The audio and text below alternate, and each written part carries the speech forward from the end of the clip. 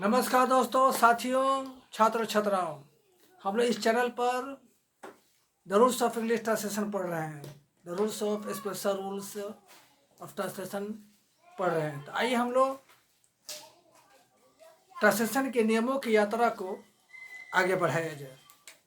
तो शुरू किया जाए। The rule of translation.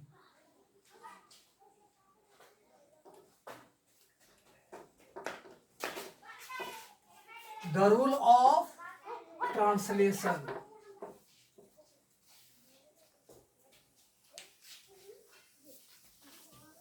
There are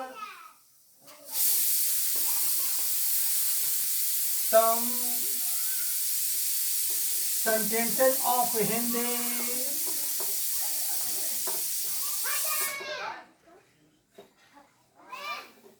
in the present indefinite tense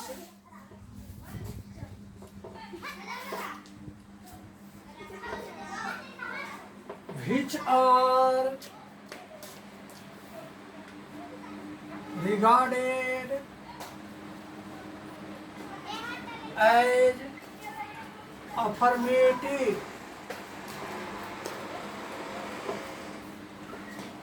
They refer to a single selection or choice between two persons and things.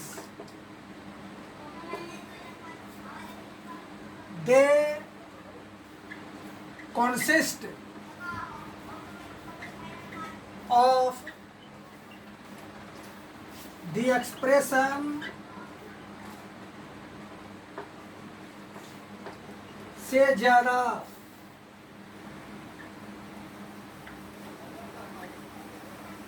से अधिक, the verb form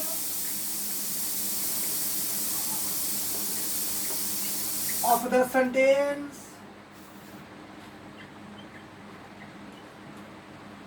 is पसंद करता हूँ,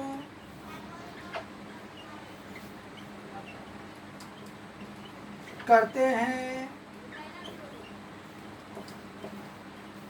करती है, करता है. Such sentences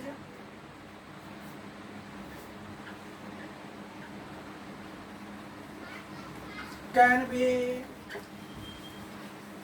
translated.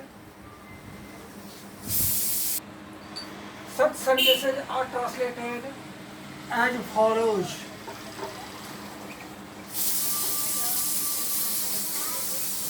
The core structures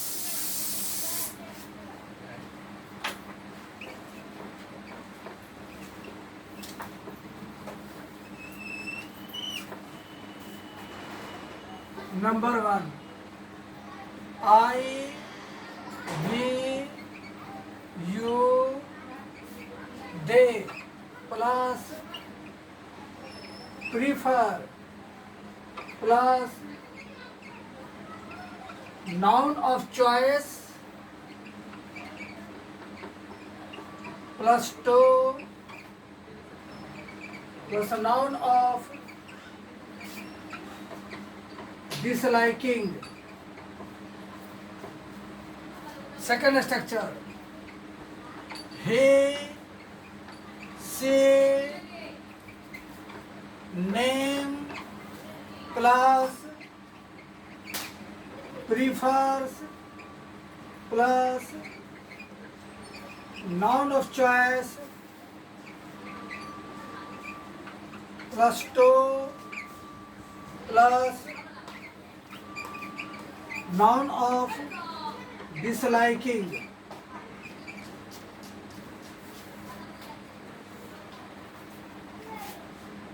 Now let us take examples. Bharvi,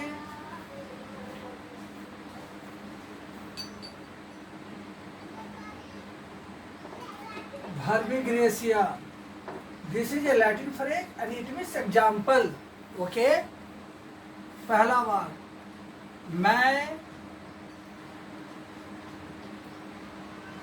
दूध से ज्यादा दही पसंद करता हूँ।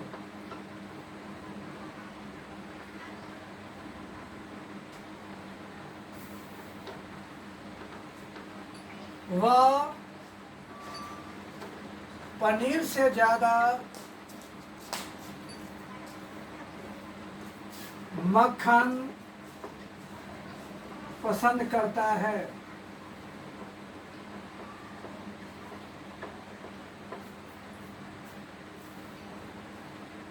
आप कविताओं से ज्यादा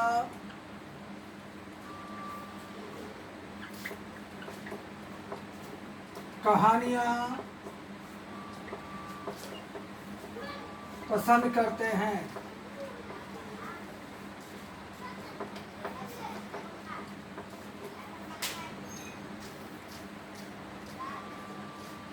हेमंत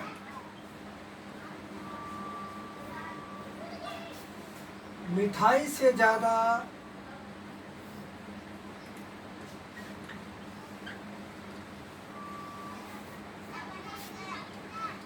फल पसंद करता है।